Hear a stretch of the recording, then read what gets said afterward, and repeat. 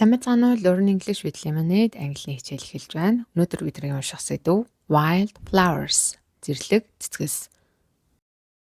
Бидний хичээл reading болон speaking хоёр хэсгээс бүрдэн. Reading хэсэг дээр уншиж ойлгох бол speaking хэсэг дээр бидний ярианы суурийг хамгийн сайн тавьж өгдөг read aloud буюу read out loud чангаар унших дасгалыг хамтдаа их болно. За ингээд эхэлцгээе. Wild flowers are colorful. Зэрлэг цэцгэс are бол colorful өнгөлөг.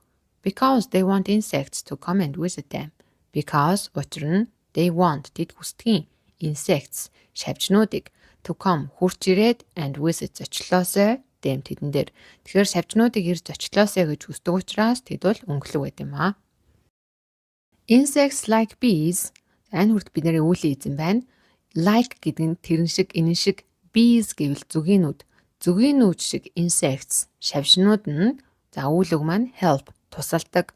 Хинт тусалдын араас нь орж ирж байна. The flowers цэцгэс тусалдаг. Move pollen.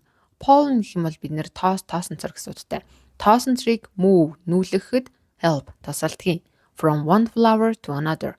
From to гэдэг бүтцээдэг. Тэндээс тэн хүртэл. From нэгээс one flower нэг цэцгээс to another нөгөөх рүү. After this үүний дараа the flower can make seeds. Тэр цэцэг can чадна make хийж seeds өрнүүдийг хийж чадна. The seeds өрнүүд нь will later хожмоо later гэвэл дараа гэсэн утгатай. Will become гэвэл will ороод ирвэл ингэн тэг нь ирээдүйн цаг илэрхийлдэг.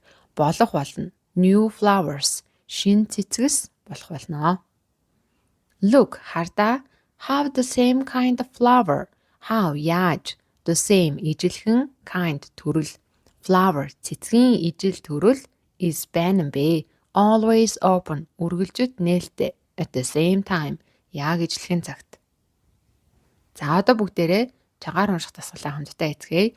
Бид нар яриагаа сайн хөгжүүлье гэж бодвол хамгийн эхнээс нь бид нар өөрийн уншдаг зүйлсүүдээ заавал хоолойны өнгөө гаргаж чанга дуугаар уншиж явах хэрэгтэй. Тэгжээж бид нар ямны булчингууд хөгжиж өгнө.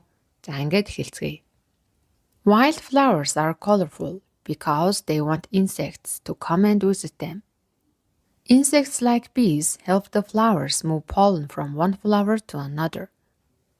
After this, the flower can make seeds. The seeds will later become new flowers. Look, have the same kind of flower is always open at the same time. За одоо бүгдээрээ уншаад хэдийн хэмжээний үг тогтоосон байна харцгаая. Colorful, wild, bee, insect, help, move, flower, pollen, seed, another, new, always. За энэ дэр магадгүй таны мэддэг үг байж болно. За тэгвэл мэдгүй шин тогтоосон үгээс сэтгэл хэсэг дээр үлдээгээрэй.